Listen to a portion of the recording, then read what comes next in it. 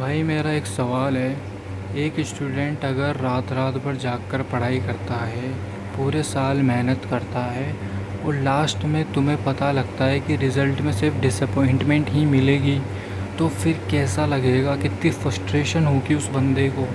और यही चीज़ अभी सीबीएसई के 12th क्लास के स्टूडेंट के साथ हो रही है, जहाँ पे लाखों हज़ारों बच्चे ऐसे हैं जिनको ऐसा लग रहा है कि उनका रिज़ल्ट ख़राब आया है। अचानक से मार्क्स इतने कम हो चुके हैं उनके रिज़ल्ट के अंदर कि उस पे भरोसा करना ही इम्पॉसिबल सा लगता है। और ये सब हो रहा है हमारे इंडियन एजुकेशन सिस्टम की वजह से, जहाँ पे हमारे श्रीमान पॉलिटिशियंस सिर्फ पैसा छापते हैं और स्टूडेंट के लिए कुछ भी नहीं करते। यही सेम चीज़ थोड़े दिन पहले नीट स्टूडेंट के साथ भी हुई थी, जहाँ पे उन सभी ने सफ़र किया था कि वो नीट के पेपर लीक हो चुके हैं सारे के सारे और वो कुछ भी नहीं कर सकते। और इनमें से कितने सारे पॉलिटिशियन हैं भाई जो अनपढ़ बैठे हुए हैं, जिन्होंने ABCD भी नहीं पढ़ी होगी, लेकिन वो अभी पॉलिटिशियन हैं। क्यों? क्योंकि उनके पास जनरेशनल वेल्थ था और उसका यूज़ करके भाई साहब बड़ी गद्दी पर बैठ गए।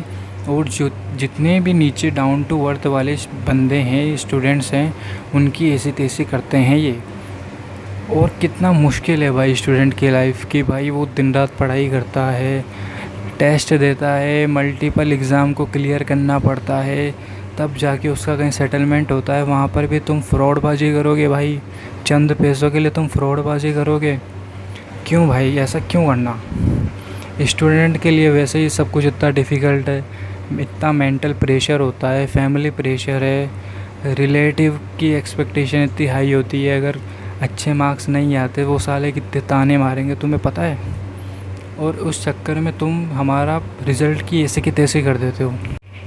और पता है, इंडियन सोसाइटी के अंदर अगर ये 12th बोर्ड ही सबसे ज़्यादा इम्पोर्टेंट माना जाता है। क्यों?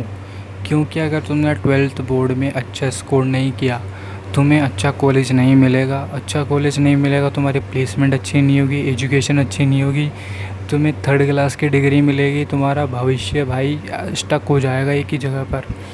तो हर चीज़ टर्निंग पॉइंट बन जाती है 12th बोर्ड्स पे आके। और वहीं पे अगर तुम घपलेबाजी करते रहोगे तो भाई एक अच्छा स्टूडेंट कैसे एक अच्छी ज़िंदगी जी पाएगा। स्टूडेंट्स की लाइफ वैसे ही बहुत ज़्यादा परेशानी भरी रहती है, लेकिन कोई समझता भी तो नहीं है ना।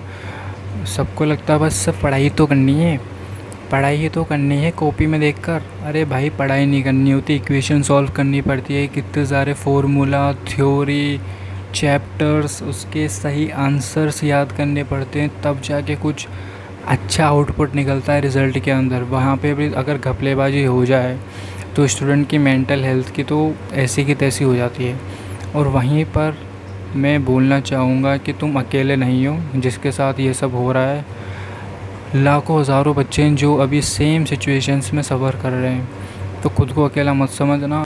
और बस यही है कि जितने ज़्यादा हो सके उतनी ज़्यादा आवाज़ उठाओ इस चीज़ के ऊपर, क्योंकि तुम्हारा रिज़ल्ट है, तुम्हारे ही हाथ में है। जितनी ज़्यादा आवाज़ उठेगी उतना ही ज़्यादा एजुकेशन सिस्टम के ऊपर प्रेशर पड़ेगा और उतना ही जल्दी वो अपनी काम करेंगे भाई। वरना वो काम नहीं करते, वो निठल्ले बैठे हुए हैं। जब तक उनके सर पे डंडा नहीं मारोगे तुम, वो हिलेंगे नहीं अपनी कुर्सी से। तो उनके सर पे डंडा बजाओ और उनसे काम कराओ कि हमारा ये जो रिज़ल्ट ख़राब हुआ है इसको ठीक करके दो, हमें जस्टिस चाहिए।